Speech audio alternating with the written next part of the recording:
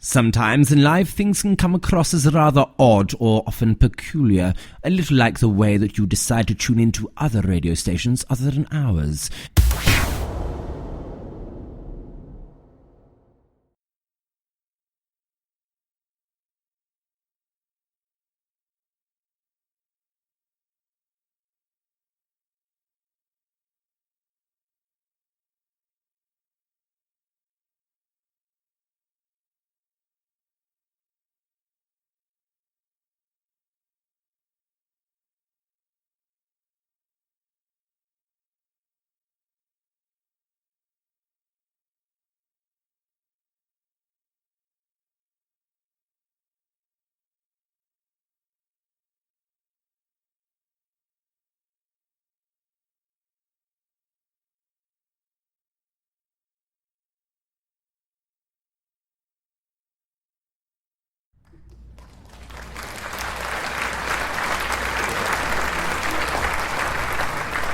If you enjoyed that introduction song, head on over to iTunes and pick it up. That's I Wanna Be in a Band by Love Struck Robot off their debut album, I Wanna Be in a Band. You can download the entire album there, as well as their new single, Smoke Show.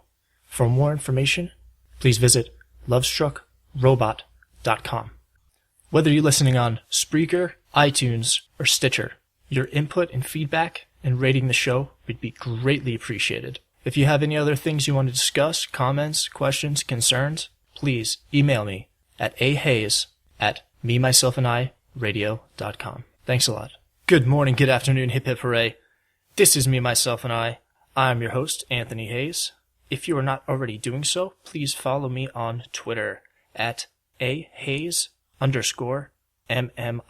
I am also on Instagram, ahayes_MMI. And the newest addition to the Me, Myself, and I arsenal, Me, Myself, and I Radio on Facebook. And of course, when all else fails, head on over to the mothership, Me, Myself, and I Radio.com. Lots to talk about in less than half an hour to do it in, so let's get into Me, Myself, and I, shall we? Hey, how's it going? This is Anthony. Thanks for tuning in today. If it's your first time with us, welcome. If you've been following the progression of the show, I appreciate you sticking along for the ride. Here on Me, Myself, and I, we discuss overcoming obstacles despite your circumstances. I draw from personal experiences as outlined in my book, The Science of Being, and a decade-long battle with clinical depression. What I've done to combat these feelings is with exploring a path of self-actualization by taking ownership of my mental and physical health. Life, you see, is an ever-evolving process. As the world around us changes, we must change along with it. What do I mean by that? Am I saying to conform to something or someone you are not? Quite the opposite, actually. When I refer to change, I imply evolving through learning, growing, and then embracing it. That is where my mantra of keep on flowing, just be, stems from. We do not find ourselves. We do not become. We create. We are simply by being. The moment you stop looking for something, forcing its capture, it will find you. With the progression of my book, blog, networking, and now this podcast, I've been able to do just that. This is Me, Myself, and I.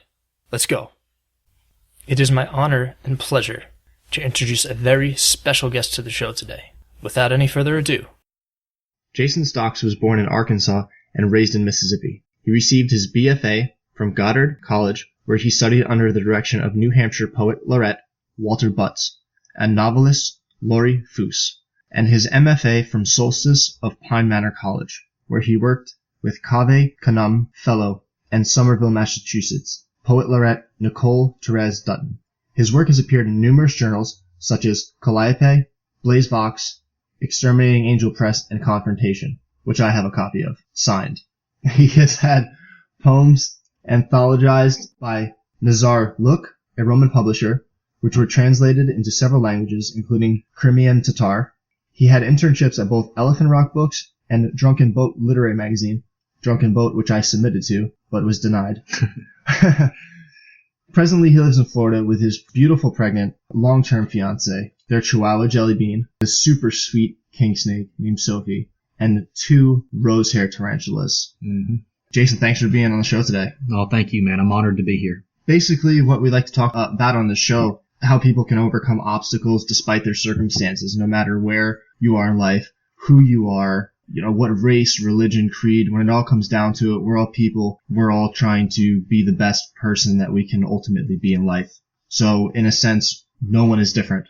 We're all the same. Why don't you first tell us a little bit about yourself, and then we'll do a little Q&A. Yeah, okay, cool. I think the subject matter is great because I can absolutely relate to it, and it is really important. I grew up in the Deep South. I loved my parents, and they worked really hard, but we grew up poor, and life was tough. So I never really saw myself graduating from high school, much less competing for a terminal degree of any kind. But I grew up in, Arkansas and Mississippi. Had run-ins with the law, that kind of thing, spent some time in jail and messed around for quite a while. I had a car wreck that it paralyzed my buddy, and it was tragic, and I'd given up on myself for a really long time. But there come a point in my life when I just couldn't carry that cross anymore. And so I said, to pay homage to everybody who ever believed in me, I'm going to turn it around and become somebody. So I applied to Goddard College in Vermont, which is a great college for really artistic people who might not be your average 9-to-5 type of person. And lo and behold, they accepted me. So I was lucky enough to study poetry under Walter Butts, who's now deceased, and he was an amazing poet. And after my BFA, I didn't want to stop. I wanted more degrees, so I got my MFA from Pine Manor, where I was lucky enough to study poetry under Cave Canem Fellow and Poet Laureate Nicole Therese Dutton. And I've been lucky in publishing nothing major, but some minor publications that feel good after many years of rejection. How did we meet? We were living in the same apartment complex, and you were walking this beautiful Alaskan Husky. And I said, damn, that dude's got a bunch of cool tattoos. And I was bored and probably drunk. So I said, I'm going to go say hello. And I did. And we've been friends ever since. And that was about 5 years ago, probably. Yeah. It's funny how life works. Kind of things fall into place at the right time. And this just happens to be one such instance, which is why I've done my best to cling on to you the past few years, because that age-old saying, you are who the closest, the 5 people around you, or, there's many translations of that saying, but when it comes down to it at the end of the day, if you want to be good, you have to surround yourself with greatness. I completely agree with that, and I've been very fortunate too. I mean, I got to admit I'm not where I want to be in my life right now, and I haven't published that great American novel yet, but I'm surrounded by great people, yourself included. So thank you very much. Awesome. Real quick, a couple of questions that have been burning at me. What circumstances or obstacles has writing helped you overcome? Because writing has been an intricate part of my life and overcoming obstacles and depression. And yeah, I think it's a great tool that really across the spectrum anybody can use at any given point in their life to help them achieve things and to really get everything in black and white. So what circumstances has writing helped you overcome? Well, first of all, that was very well said, and it's a great question, because it is in fact therapeutic. It doesn't matter if you're doing it for fun or for expression or as a release. It's a good skill to have, to be able to communicate, even if you're the only one that's going to read this. Yeah, after my brother died, I suffered hardcore depression. I'd written before that. In fact, I was really into music. I used to write hip-hop songs left and right. And so I got used to the way lines looked on the page, and short stories followed, being a Barry Hannah and a William Faulkner fan and living in Mississippi. But I started to realize that all the pain and anguish that I'd suffered was coming out of me, and it was being translated to some kind of story on the page that I didn't always know what it was, and I didn't care. It felt good to get it out, and I could say things to the white space that I couldn't say to anybody else, and I was my own, in the beginning and now, my own worst critic and best critic. Writing really helped me deal with the death of my brother and the animosity I had towards those who I felt were responsible. My relationship with my father and my mother, and it's just helped me all around. And I'm very fortunate to have some type of skill in writing. I think some type of skill is an understatement, because you really have a passion for what you do, and I appreciate you as a mentor for my own writing and getting your advice, and I guess that's the teacher in you, because I firmly believe that you can never master something unless you are able to teach it to somebody else. And that's exactly what you're doing. And yeah, just keep it up, man. That's great.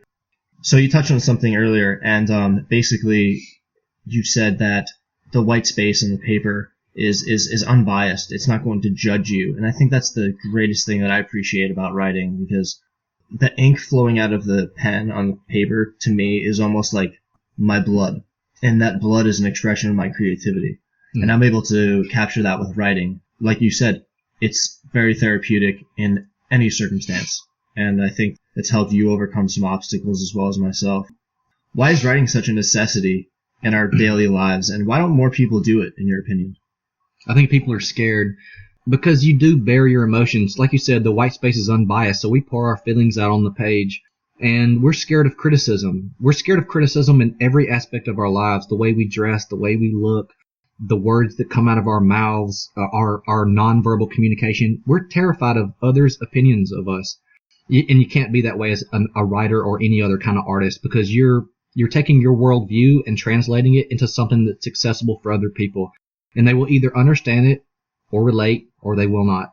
And you cannot be afraid if you once you risk it and put it out there, you have to be open to criticism. And like public speaking, people rank that as a fear higher than death in most instances. And I don't understand that. But I don't understand that. They're so afraid to tell people how they really feel and what's really on their mind that they just choose to bite their tongue. And I can't do that. People are afraid to be vulnerable. Yeah, they don't want to be vulnerable. And to be a writer, you have to be vulnerable, because you're going to... When I was working at Elephant Rock Books, I spent a lot of time talking to a writer named Jacob Appel. This guy has 10 undergraduate degrees, and 2 of them are MFAs. And he has probably more rejection letters than anybody I've ever met in my life, maybe 25,000 rejection letters. But he also has more award-winning short stories and short stories than anybody else I've ever met. And the point, you can't be afraid. You have to put it all out there. And some people just don't have it in them. Those people are the guys that sit back and bite their tongue, and writers are the people that go against the grain. Wow, that's very well put. I'm actually familiar with Jacob Appel, and his story is phenomenal. Mm-hmm.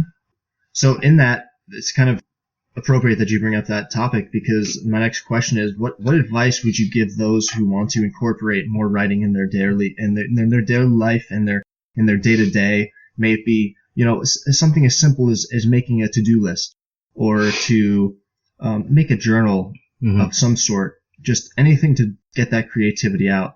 What advice would you give those in order to incorporate that into their lives? Those who are not familiar with literature and don't do much reading at all, I would say start with a journal, because that's supposed to be private, and the only person that reads it is you. So you learn how to communicate and how to write and be accessible by wondering if you could figure it out yourself. Can I understand this? Do I want to? Is it worth it? But for those who want to incorporate more writing in their life for maybe professional purposes, or who care about publishing, you just have to do it. You just have to work on it every day. You have to write every day. W.S. Merwin wrote 75 lines a day. The writers that write every day abound. I could say so many writers right now that make it a habit to write 5-6 hours a day. You have to work very, very hard, and you have to read a lot too, and write every single day. That's a different aspect, though. That's for publishing as opposed to expressive therapy purposes. But sure. You just have to do it. Don't be afraid. Just do it. Mm-hmm. Awesome. W.S. Merwin studied poetry at Princeton under John Berryman, who unfortunately committed suicide in Minnesota. He just decided to die off a bridge one day because it got to be too hard, I guess. But anyway, he told W.S. Merwin, who was a poet laureate of the United States and just has won every major award in this country, an amazing writer, and my primary influence as a poet, because I could go on and on. But he told W.S. Merwin when he was a poetry student at Princeton that he had to write 75 lines a day of poetry and practice every day and hone his skills and sharpen his tools. But the only thing was, he wasn't mature enough. He hadn't lived enough life yet to write 75 lines a day. So it's an amalgamous, very, very specific mix of experience and education and fancy to be a poet. I think most people are afraid to write because maybe they think they haven't lived enough life yet to have anything to write about. And that's true. There's no new story is going to come about. Everything under the sun is old news. It's not the story you tell, it's the way you tell it. So I guess the individual is what's specific to the story. Wow, that's heavy. Well, you named some very great, well-known poets, and